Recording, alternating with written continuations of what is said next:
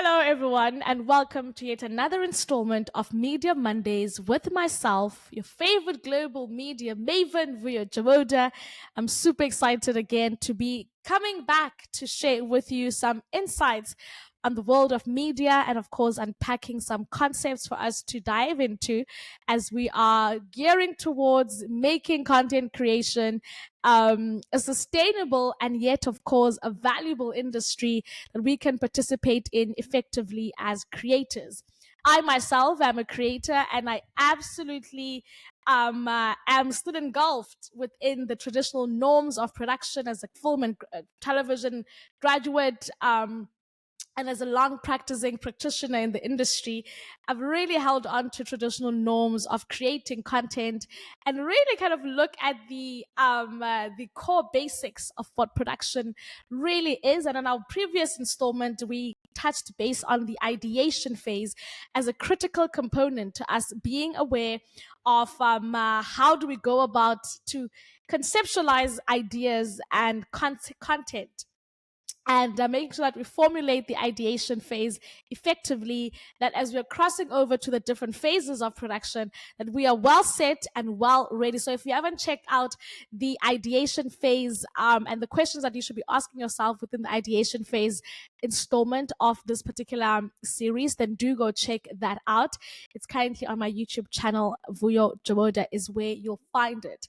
Now, on today's installment, we are going to be unpacking the first phase of production, or the second phase, if you are countering the ideation phase, which is pre-production, a term that is often used to describe the process before we get into starting and 3 2 1 actioning and pressing record on our cameras and the process before. So straight after ideation, we have this time period where we need to start putting together the missing pieces and putting the blocks together to ensure that by the time we come to 3 2 1 action, all parties are in place and all factors have been considered and all things are ready to go for that particular production day or particular production week or particular production period that has been set in place. Now, as I'd said, that ideation is a precursor of the phases, but then we look into pre-production and ensuring that, of course, all things are put in place. Now, a lot of the heavy lifting happens within this phase. I would kind of consider ideation as a lot of mental capacity being used. So we are thinking about these questions that we're being asked. We are thinking about who, what, where, how. A lot of it is really requires a lot of mental stamina, right? But the pre-production phase requires a whole lot of physical stamina, I would like to believe, because a lot of the things are to be done, right? I'm going to be sharing, of course, on today's installment, some of the things that you should start thinking about and that you should have in motion within your pre-production phase. And of course, pre-production is very important. It helps us set the precedent of what we're going to be working on. Pre-production also helps us to really engage with all of the things that are necessary for us to have a set day or a production day or a shoot day that's smooth and free flowing. So it's very important that we spend some time in this phase as well. Planning is better than having to do, what's the word, having to like do catch up or having to try and figure out things be going wrong. So I think the heavy lifting, of course, is where you'd find a lot of a lot of heavy lifting, rather a lot of pre-production heavy lifting is done within the a lot of production rather, let me put it this way, a lot of production heavy lifting is done in the pre-production phase. When we think of ideation, we think about the mental capacity used to think about what do we need to, what are the questions that are necessary for us to uncover. But in the pre-production phase, really gets into the nitty-gritty of the experience and obviously putting in the work to ensuring that things are in place for this particular for this particular section. And I want to kind of touch base on this, and I'm going to be going into much depth about this in coming in future installments. But I'm of the belief that we are now in a time of content creation where every single individual, I definitely believe, should have some sort or some form or some shape or some way in which that they're creating content, because every industry is affected by content creation, and every industry should participate in the role of content creation, because that's how information is consumed, that's how information is transcribed, and that's how information is, of course, sent out to the masses. So it's very important that whatever industry that you're in, this is relevant for you as well, not just for those who are in the field and in the space of media production and content creation, but really for everyone who is in the works and in the process of curating content for their industry as well. But these are some of the things and the fundamental things that we should be cognizant of as we are creating this content. And pre-production being the very initial phase in which we begin the process. This is the time when we are, putting in all the different things that are necessary to prepare us for the day of production. Now, these are some of the things that I am going to kind of invite you to consider. And as we are kind of looking into, utilizing an example of a podcast, which is, as I had shared in previously, that it's a growing industry. We are looking at a surge this year with incredible figures that have been kind of risen and raised. Over 5 million podcasts are currently, circulating in the world. There's a desire for more from different, from audiences around the world. The desire, and it's been an issue that's been raised, that there isn't enough podcasts within the discovery of podcasts. So people are looking to hear more. People are looking to hear what you have to say. So it's important that you put yourself in a position where you can create a podcast and have your voice of your particular industry, broadcasted and put out. I think is quite essential. So some of the things, if you're creating your podcast, if you're creating your show, if you're creating your production, and needs to know what are some of the things that I should be doing in my pre-production period and time frame. These are some of the things that you should be aware of. The first one is, when you are in your production phase, this is the time when you're writing your scripts. I know we are a winging it generation. We love to wing it. But I definitely think a script is always essential and always important.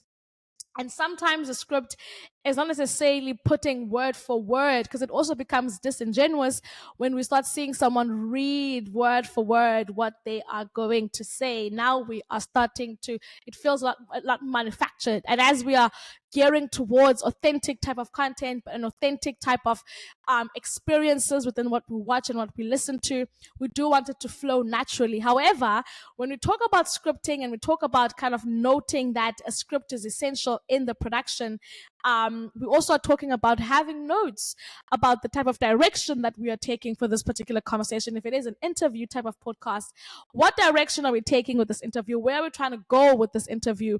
And therefore, that are some of the things that we need to have jotted down, right? So that we have a roadmap of, in between all of this is what we are trying to help our audiences take out of it. And therefore, our conversation will be kind of driven and geared towards this particular direction. So writing that script is very important. There are various tools out there available for you to learn how to do a traditional production script, or how to really kind of jot down notes. A program and a platform like Riverside, which is what I'm recording this particular installment from as well, allows you to have your script as you are kind of, recording your show or your podcast or whatever that you're doing. Allows you the opportunity to have your script on the desktop, on your screen, as you are kind of reading or kind of as you're recording. So I definitely would suggest that you do have those notes done, and that allows you to be able to have a direction. And if you kind of lose track of sight, you can always go back to your notes or to your script and be able to kind of get yourself back in line again, back in line again. So writing a scripting is what we do in the pre-production. If you have a number of different episodes, having a script and an idea, or rather an overview of what each episode is going to consist of. So if you're doing a 13-part podcast or season of a podcast, and every single episode kind of connotes to a different topic, then every single episode should have, say, its own page where we are writing down some of the things that we are trying to get out of this episode, trying to kind of speak on this episode. And that's something that you physically have to kind of jot down on a book or on a computer screen or on your tablet, etc. But I think it's such an important thing that we do that in the pre-production, and that's before the day of production, so that when you get to the production set, you have your script in place. You don't have to be trying to figure things out, trying to memorize things on the day. That's not what we're doing this year. This year we are putting a script in place, and it doesn't have to be complicated, doesn't have to be all kind of too technical, but make sure that you have your script and do that script within the pre-production before the day of, not the day before, but before the period before you get into into the production side of it. Another thing that we do and that one could kind of start thinking about is, of course, getting the crew in place. And I think that's even before the scripting comes into perspective. Getting the crew is what you do in the pre-production, right? And the crew, as I explained in the previous installment, the crew is the people that you're going to be working with to bring this vision and this idea to life, right? So your camera crew, your post-production crew, your assistant, director, like everyone who's going to be involved and is part of the crew, your cast, all the people who are going to be involved in the making of this particular project, you contact those individuals within this time frame. So if you haven't have had the ideation phase alongside with them and you kind of maybe selected them, this is a time period where you kind of go into detail with explaining to these people what it is that you're trying to do, having meetings, having calls, having discussions with them. I remember, back again to the case study we used last week with the previous client that I had. Within this pre-production phase of selecting the best crew that we'll be working with for the production, we put out a call for different production houses to submit, and let us know the interest in working with us on the project. And we had a number of different incredible production houses that came through and showed us their work and were interested in working with us. And then we had a phone call with all of them, and we kind of just had a chat, finding out what they like, what they've done in the past, what they specialize in as a production company, etc. And that kind of gave us enough leeway to be able to understand who would be the best person for this particular project. And I think it's also a good idea to kind of suss out and kind of put out fillers on seeing what track record this particular crew has in this particular type of content, because that then means that they've got experience within the space and they have the insight to make this project come to life. But if they haven't been or haven't done much work within that particular space, are they people that are willing to learn and go on the journey into becoming and kind of into engraving themselves in the understanding of the things necessary for that particular type of formatting to come to play? So we definitely did that, and we were able to gather a crew together. Absolutely, and I was very happy with the results that crew was able to put together. Even personality wise, like what are these people's personality like? Are we going to be able to work together on set? Are we going to all vibe together on set? And those are the things that you kind of need to be very aware of and think about as you are, considering putting this crew together. Of course, the next thing that we need to be considerate of in the pre-production is putting together that budget. I know. This is the tricky part. But this is the essential part, because once we've got our crew, once we know the direction, we've done the ideation, we know exactly what we're trying to achieve, now we need to put together a budget. And putting together a budget is literally sitting down and counting the costs involved. And I would even say that this is definitely at the later stage of the pre-production, but I'm putting it and saying it first because it's a very essential part of this process, because there are certain things that you need to know before and kind of have calculated before you're even able to put together that full budget. But also, the budget is something that you kind of do along as you move, right? Creating that budget template and putting that budget together before you contact the people that are necessary, before you know the crew. Okay, this is what the crew is going to cost. Let's put the cost of the crew in the budget.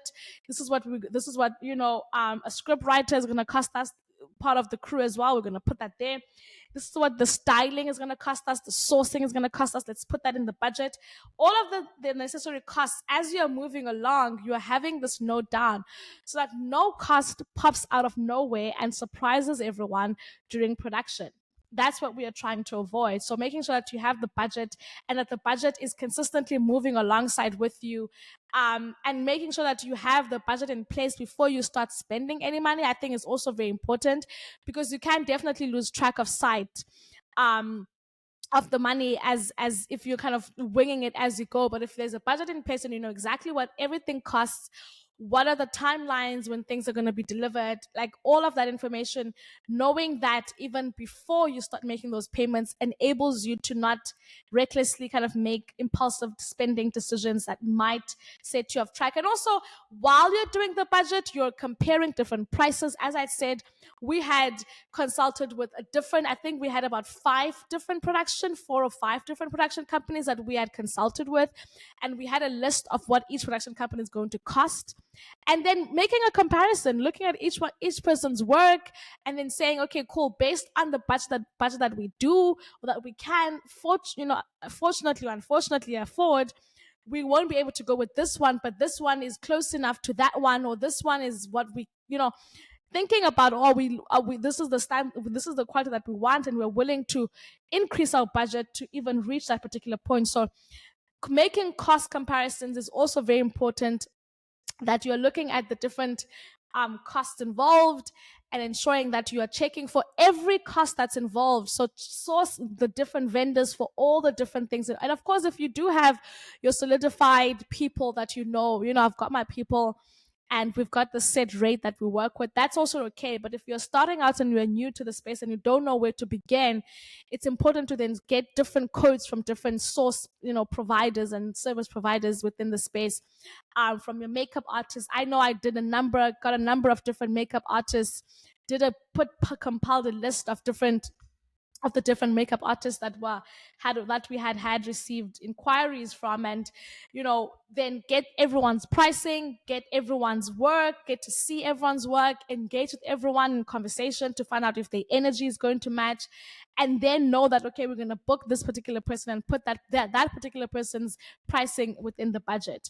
So it's a whole lot of things that are definitely that need to be in play, right? So budgeting is very, very important. And it's not a scary thing. Like it seems daunting. It seems like, oh my God, like where do we begin? But I think once you start kind of looking at the things step by step and looking at everything, word for line, and taking it easy one step at a time, it will definitely be a little bit more seamless than what it could be looking like overwhelmingly. Something else to kind of look at is location scouting. I think this is also something that we often don't necessarily spend much time in, as and again, it could be part of the budgeting, referencing, looking at different spaces, looking at different costs involved. If you're doing this on location, or rather on site, outside, within, what are we considering the weather? What will the weather be looking like? What will it cost us to shoot and film in this particular space? If it is a general public space open to everyone, what are some of the restrictions that we can, like, what can we film with, what cannot we film with, because that all affects the costing. If you're doing it in the studio, how big is the studio that we're looking for?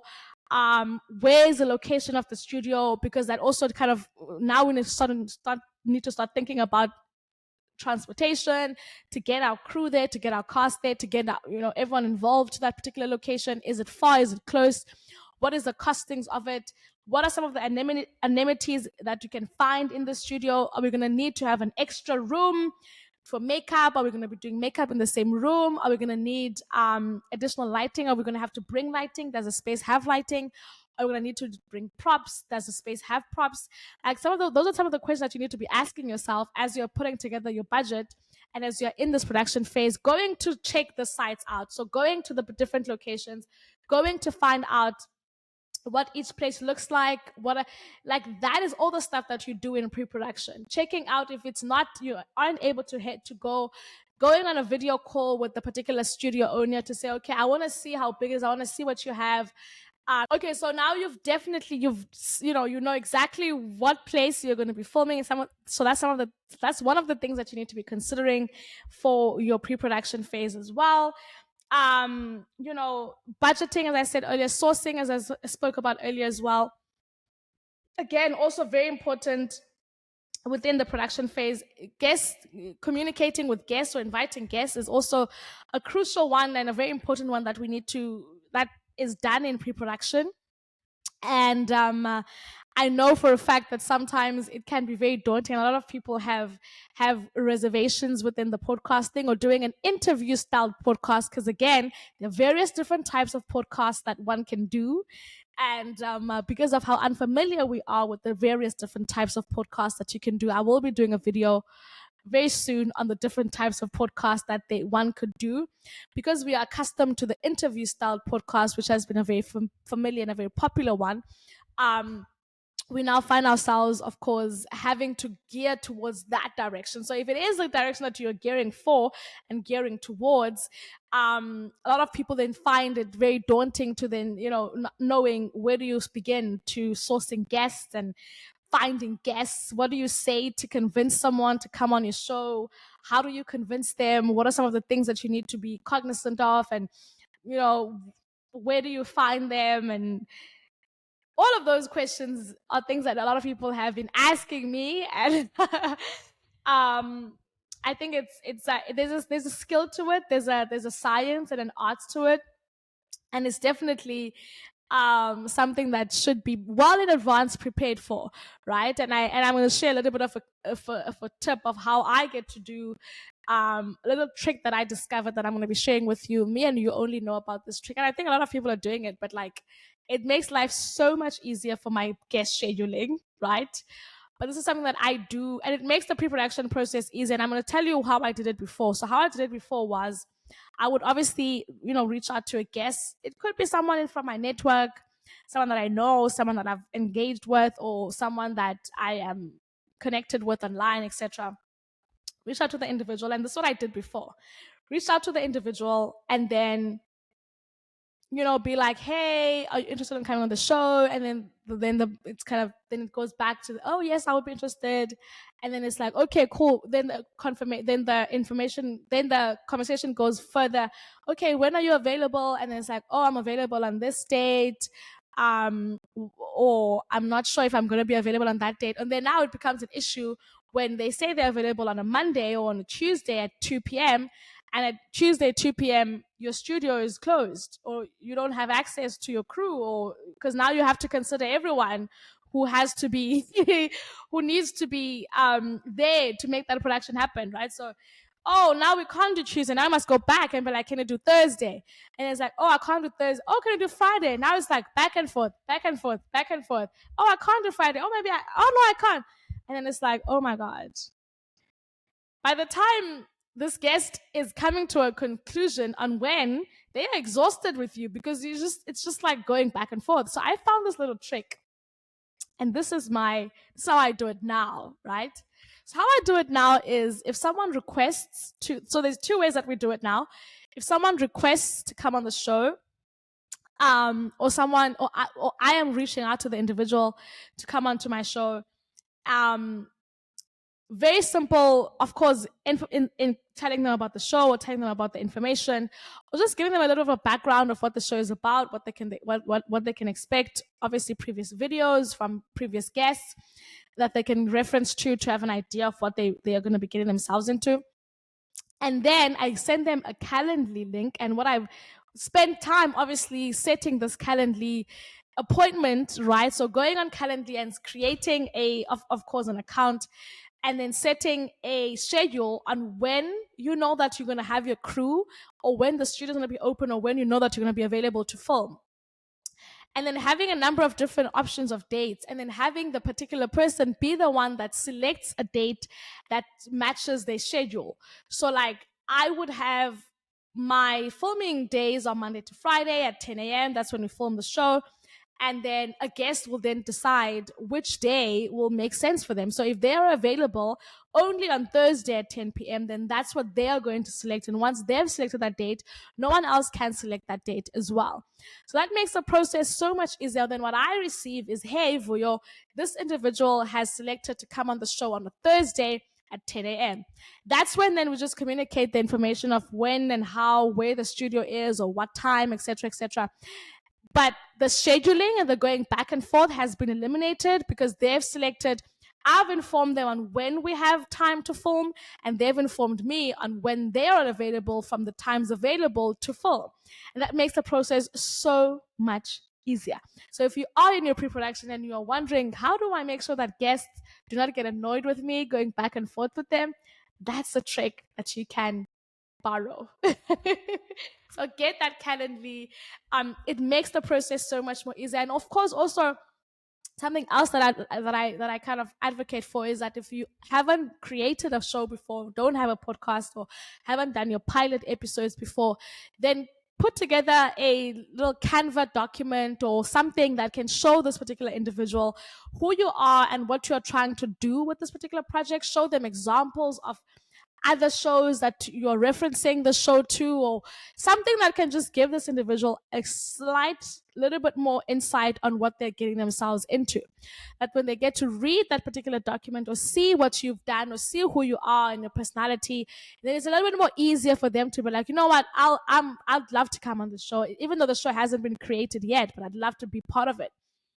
Instead of just being like, hey, come on to my show. And it's like, okay, like, where's your show? Why is your show happening? Like, what's the point? All of those questions you answer for the guest before they even ask you that. All they get to do is click on the link, select a date, look at their calendar and be like, I've got Tuesday available. I'm going to click Tuesday. They click Tuesday, they put their details in. I send them an email where they know exactly on Tuesday at 10 a.m. where to press, what to do, where to go. All the information has been given to them, and all they do is just have to arrive and be there. Such a smooth process and such a seamless process. And of course, that's some of the things that I've gotten to learn, along the way. Along the way. And I'm happy to share that with you as well today. So in pre-production, that's when all that stuff is done. So the creation of the of that particular Calendly link is done in pre-production. I'd also like to say and believe that when you're looking at things like something like a podcast, creating the identity of the show is also something that you do in the pre-production phase. Personally like to get onto set knowing exactly what the identity of the show looks like. And a clear example is, before I start shooting, I know that the logo of the show has been uploaded on our recording software. So I would have had to create that logo or create that color template and color reference before the show was filmed, right? So by the time I come onto the set, all of the kind of templates have been done, all of the thumbnails have been created, like all the things that are going to make the process a lot more seamless, that when I'm communicating with you, I know where to sit, because I know that my thumbnail will require me to be positioned in a particular way based on what I've done before filming, so before the production takes place.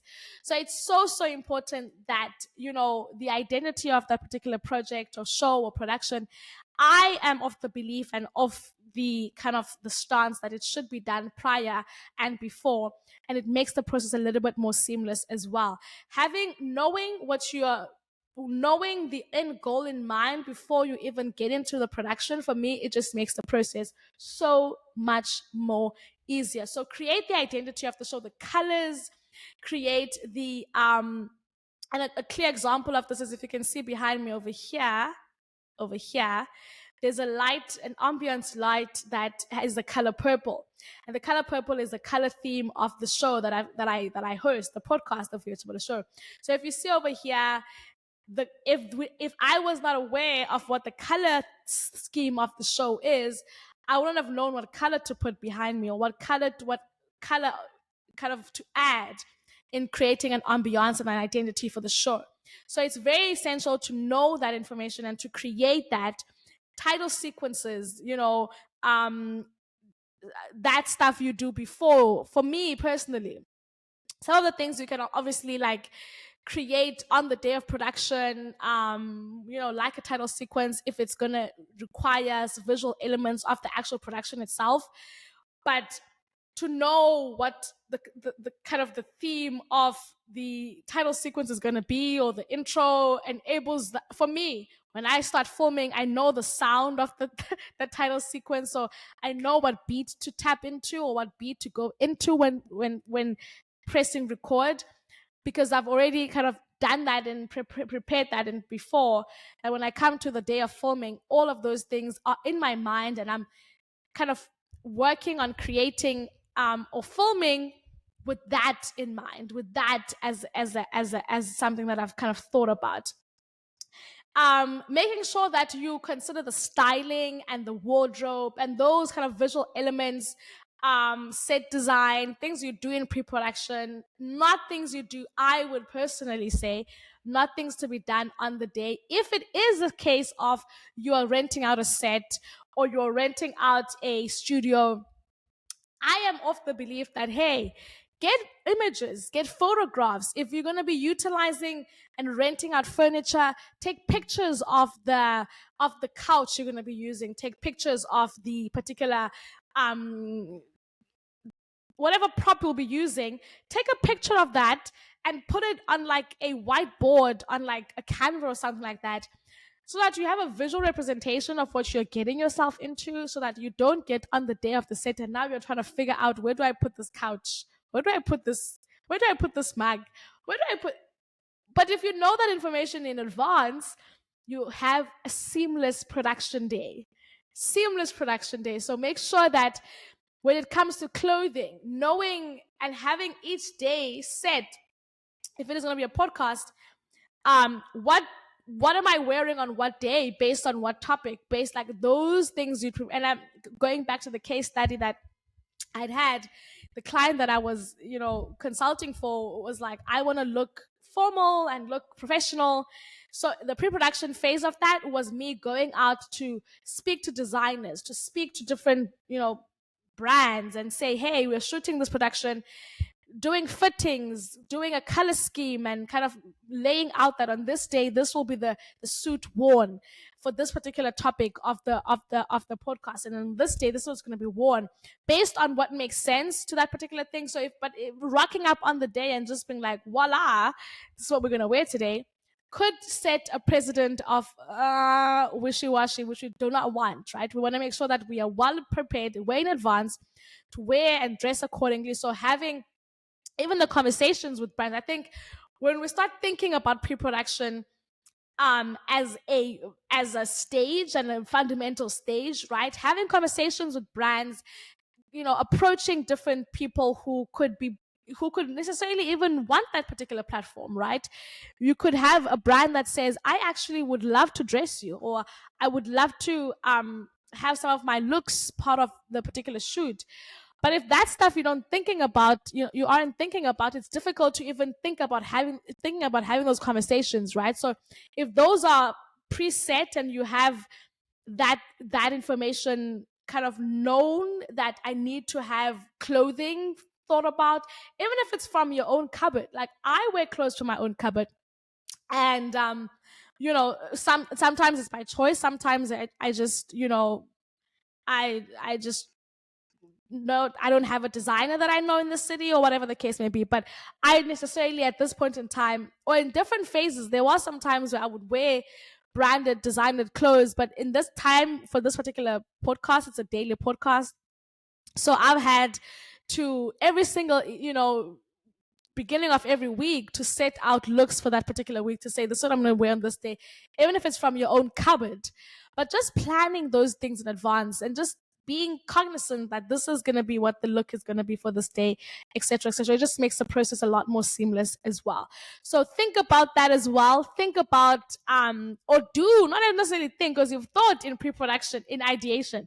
So now in pre-production, you're not thinking, you're doing. You're going to the brands, you're visiting the designers, you're talking, you're DMing, you're emailing, you are researching what brands are in the city, what brands would make sense to this, what brands have the same target audience as you, which brands are are looking for some sort of partnership or collaboration. That's the stuff that you're doing within the pre-production, and it's all possible. It's just a matter of kind of us putting time and energy and thought into making sure that we are not skipping any of these phases of production. So checking out all of that information is essential in the pre-production phase before we set and press record. Making sure that you also have your schedule in place. I love putting together a schedule. As I said, the Calendly kind of advice, putting a Calendly advice in place makes it a little bit more seamless, but also knowing what time to arrive on set. How much time do you need for makeup? How much time do you need to make sure that your technical equipment is set? How much time do you need to make sure that you give enough leeway for the guest to arrive on set on time if you do have a guest, or if it is just yourself? How much time are you giving yourself to make sure that if there are any technical difficulties, you are in time and you have enough time to set those up and to prepare for those well in advance before you get into the anxiety of having things go wrong as they are happening as you're filming. So putting plan B in place, putting things in perspective, and ensuring that as the day comes for filming, all of the nitty gritties are in. I'm an avid planner, so I plan everything to the T, and I plan for eventualities as well. So I think the pre-production phase allows us to be able to put plans into perspective and ensure that we are getting into this production without any anxiety, without any fear, because we know what's going to go where, what's going to match with what, and all the pieces and all the pieces of the puzzles are kind of put together in that particular capacity. So I'm hoping that this is helpful for you. I hope that you're learning a thing or two, and that, of course, you're going to consider the importance of the pre-production phase. We have spoken about ideation, and today, of course, we delved a little bit deeper into pre-production. Some of the things that you can consider and think about, and that are kind of essential in the pre-production phase, and that you should kind of be thinking about and actually doing in the pre-production phase. I'm definitely a lover of production. I love media.